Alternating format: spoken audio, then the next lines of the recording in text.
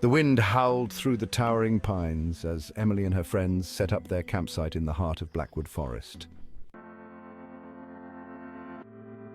It was supposed to be a fun weekend getaway, a chance to escape the pressures of their final year of college. Emily, Mark, Sarah, and Jason had all grown up together in the small town of Millfield, and they knew the legends of Blackwood well.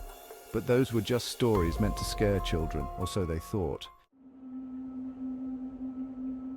As the sun dipped below the horizon, the forest around them grew darker and more ominous.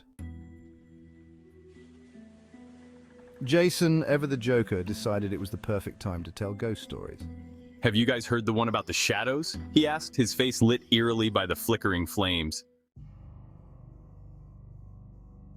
They say that years ago, a group of people vanished in these very woods. No bodies were ever found, but locals started seeing shadows moving on their own, whispering voices in the wind. They called them the Shadows of Blackwood. Some say the spirits are still here, looking for new victims to join them. A sudden crack from the darkness made them all jump. Mark laughed nervously. "Probably just a deer," he said, though his eyes scanned the forest warily. The group agreed, but the mood had shifted. The darkness felt thicker, the forest more menacing. As they chatted, Emily kept glancing over her shoulder, half expecting to see a shadow creeping closer. Before she could reach him, he turned and walked into the woods. She decided to follow. "Jason, wait!" she called, but he disappeared deeper into the forest. Panic set in as she realized she had lost sight of Jason. She was alone. Jason!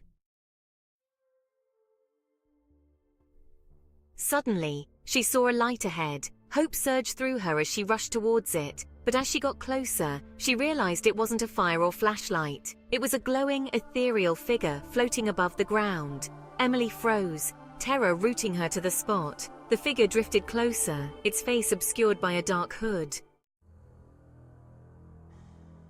Emily stumbled back, but the shadows closed in, tendrils of darkness wrapping around her limbs. She fought against them, but they were too strong, pulling her towards the glowing figure. "No! Let me go!" she screamed, but the forest swallowed her cries. The last thing she saw was the figure reaching out to touch her forehead, its touch freezing cold. Back at the campsite, the others woke to find Emily's tent empty. They searched the forest frantically, but there was no sign of her. As the hours passed, they realized with growing horror that she was gone, just like the legend said. Years later, campers still talk about the shadows of Blackwood and the girl who vanished without a trace. Some say they can hear her whispers in the wind calling for help, and if you listen closely, you might see her shadow forever wandering the forest looking for a way out.